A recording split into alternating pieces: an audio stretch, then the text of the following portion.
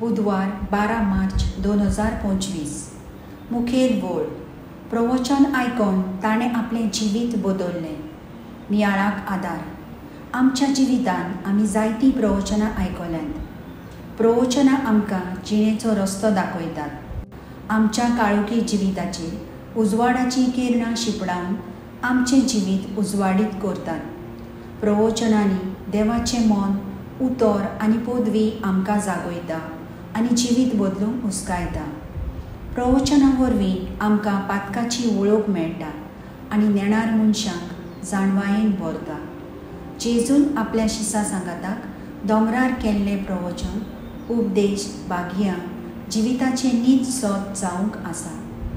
आयच्या शुभ वर्तमानांत जेजू निनिवेच्या लोकांचें उदाहरण दिवन आयचे पिणकेक नश्टी पिणकां म्हणटा, कित्याक जोनस प्रवाद्याचें प्रवचन आयकून निनेवेच्या लोकांन जिवीत बदललें आनी येवचें आसलें त्या संकुश्टांतली ती वाटवली.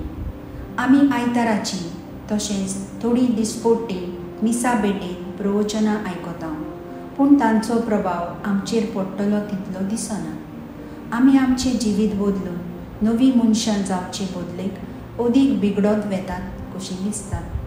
आमच्या नवेना परबांचो दबाजो फकत भायल्यान दिसून येता आनी भितरल्यान खंय गेल्लो खंय ना, कितें हाडलें काय ना असो जाल्लो आसा.